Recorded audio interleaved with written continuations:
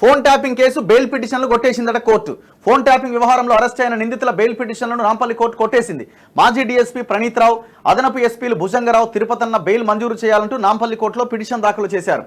దీనిపై ఏప్రిల్ 24వ తేదీన కోర్టు విచారణ చేపట్టగా పోలీసుల తరపున ప్రత్యేక పబ్లిక్ ప్రాసిక్యూటర్ వాదన వినిపించారు. ఈ కేసు విచారణ కీలక దశలో ఉందని, ఈ సమయంలో బెయిల్ మంజూరు చేస్తే సాక్షుల్ని ప్రభావితం చేసే అవకాశం ఉందన్నారు. ఇరు వర్గాల వాదన విన్న న్యాయస్థానం పోలీసుల వాదనతో ఏకీభవిస్తూ నిందితుల బెయిల్ పిటిషన్లను తిరస్కరించింది. మరో నిందితుడు రాధాకిషన్ రావు బెయిల్ పిటిషన్ పైన విచారణ ఏప్రిల్ 29వ తేదీకి వాయిదా వేసింది. ఇప్పట్లో వీళ్ళు బయటకు వచ్చే అవకాశాలు కనిపిస్తలేవు.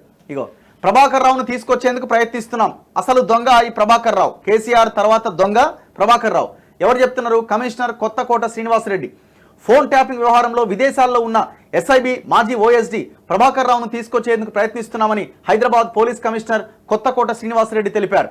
ట్యాపింగ్ వ్యవహారాన్ని తీవ్రంగా పరిగణిస్తున్నాం. శుక్రవారం హైదరాబాద్ కమిషనర్ విలేకరుల సమావేశంలో ఒక ప్రశ్నకు బదులిస్తూ ప్రభాకర్ రావును తీసుకొచ్చేందుకు మేము ప్రయత్నిస్తున్నాం.